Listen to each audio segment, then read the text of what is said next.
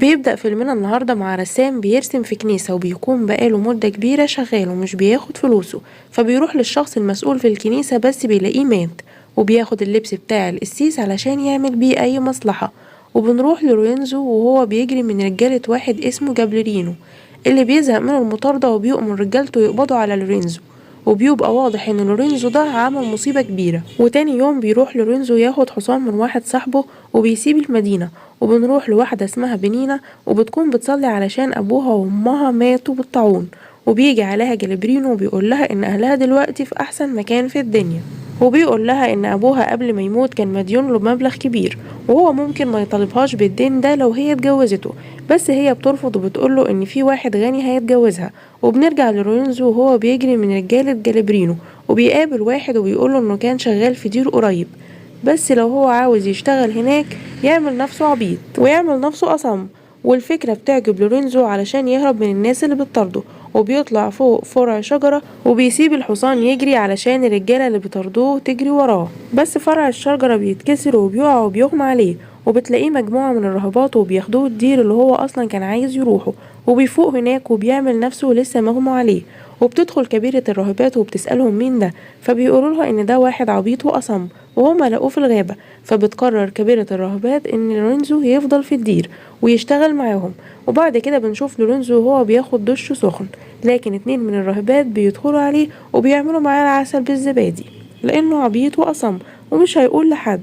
وبنشوف بنينة وهي رايحة الدير علشان تستخبى فيه من جالبرينو اللي عايز يتجوزها، وبتشوف هناك لورينزو وهو شغال في الحديقة، فبتسأل الراهبات مين ده، فبيقولوا لها ان ده واحد عبيط وأصم وبيشتغل معاهم في الدير. والايام بتعدي وبنشوف لورينزو بيعمل عسل بالزبادي مع واحدة من الراهبات، وبنعرف الراهبات بيستغلوا لورينزو لانه أصم فبيعملوا معاه العسل بالقشطة كتير. وبنشوف بعد كده الراجل السري اللي هيتجوز بنينة وبيقابل جابليرينو اللي بيقوله انه مش هيتجوز بنينة لانه هو بيحبها، والكلام ده بيعصب الراجل الثري وبيمشي.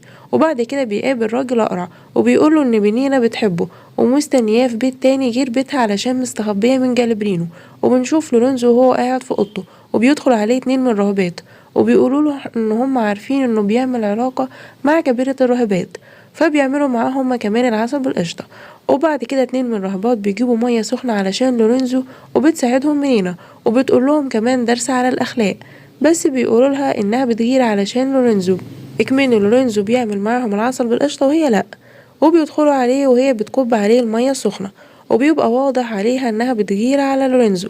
والراجل الثري بيكون في طريقه للدير بس بيهجم عليه رجالة جالبرينو وبيقتلوا كل رجالته، بس بيقدر يهرب منهم. وبنروح لمنينة اللي بتسمع لورينزو وهو بيغني وبتعرف ان هو مش أصم ولا حاجة، وبتروح لأوضته وهي مغطية وشها وبتغمي عينيه وبتبوسه وبتعرف ان هو مش عبيط ولا حاجة، وبتقول للراهبة الكبيرة ان لورينزو مش عبيط ولا حاجة ولا حتى أصم.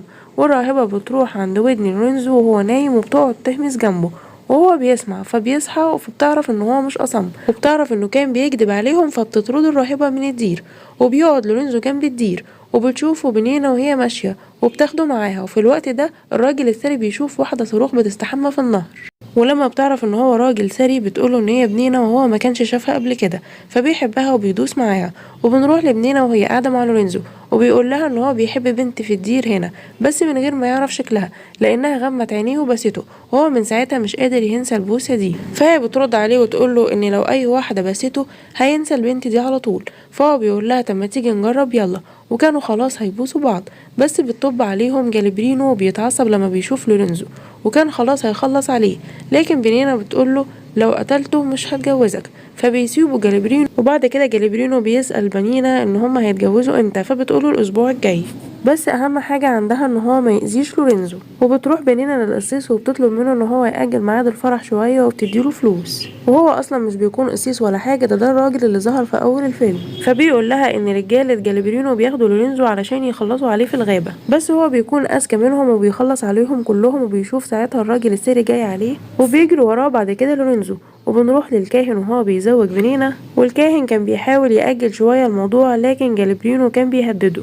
وفي الوقت ده بيجي الراجل الثري ومعاه رجالته وسلاحه، لكن في اللحظة دي بيهرب ساعتها جالبرينو، لكن لورينزو بيحلق عليه من الناحية التانية وبيخلص عليه هو ورجالته. وكمان بيحاول يبارز جاليبرينو ويخلص عليه. حتى الراجل الثري بيحاول يبارز جاليبرينو ويخلص عليه، وبلينا ساعتها بتقول للراجل الثري ان هي مش هتقدر تتجوزه، لكن هو بيرد عليها وبيقول لها ان هو بيحب واحدة تانية، وبيقول لورينزو لبنينا ان هو بيحب بنت في الدير، بس بعد كده هي بتبوسه، فبيعرف ان البنينة دي هي صاحبة البوسة، فبيتجوزوا هما الاتنين والفيلم بيخلص على كده.